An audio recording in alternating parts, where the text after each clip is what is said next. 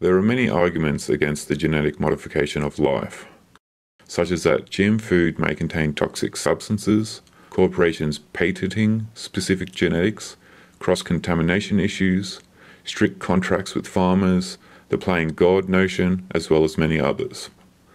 Well, another concern is that genetic modification of life will aid in the homogenization of nature. To explain this notion, let's first talk about biodiversity. Biodiversity is a variety of all life forms on Earth.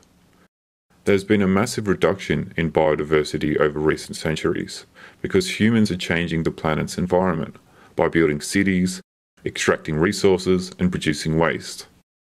The change in environment means that many species are now extinct because they were unable to survive in these new environments.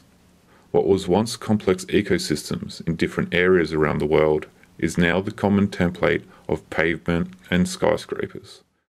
The world is becoming increasingly homogenized. Natural food, for example fruit, is too becoming homogenized. For example, bananas hundreds of years ago used to be small, with many seeds and not sweet. But through selective breeding, otherwise known as artificial selection, they now have tiny seeds, are larger, sweeter, and have longer shelf life. All of these qualities were chosen by humans over time based on qualities that have apparent value. These values have also been applied through selective breeding to nearly every other commonly consumed fruit. So back onto bananas. Given that bananas are now grown on mass scale and are purchased on a mass scale by large supermarket chains, these supermarket chains dictate what qualities they desire in a banana. In a sense, they put a frame around what a banana should be, such as long shelf life, higher yield, sweeter, larger, cheaper to produce, and so on. And because the technique of artificial selection is a slow process that is at the mercy of chance mutations, the desired characteristics dictated by supermarket chains can only be attempted to be fulfilled through growing methods, fertilizers, preserving methods, and other similar techniques. However, there is a high chance that in time, the technique of genetic modification will be able to fulfill these desires.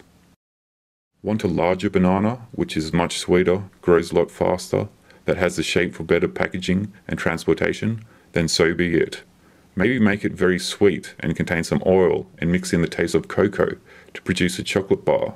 Or maybe even just make the product as large as possible so that it can be used efficiently as an ingredient in a processed product. The point is that the economic world we live in sees nature as how it can be sold, or in other words, commodified. Gold in the ground is worth something because we can change it into a ring or a necklace, or gold plating for some electronics cable. A hummingbird, on the other hand, has almost no economic value. There's no money to be made in catching or even just allowing a hummingbird to exist. This is why complex ecosystems are being destroyed so that things like wrapping paper can be made. Because we cannot sell ecosystems, but we can sell wrapping paper. So if economic interest can manipulate nature, it will do so in a way that results in profitability. By using genetic modification, it will remove all the qualities that detract from profit, so that what is left is the most profitable item. And these characteristics will spread to life that has not been genetically modified, because the genetically modified life carries dominant genes so that it reproduces with the same characteristics. This will result in these characteristics taking over. I guess, in conclusion, genetic modification technology provides power to alter aspects of nature. So the question is, who holds and influences this power? And how do they see value in nature? Is the value of nature just to taste sweeter, be bigger, and have a longer shelf life? Do we really want to live in such a sterile world? Maybe there is value in things like diversity, inefficiency, and hardship.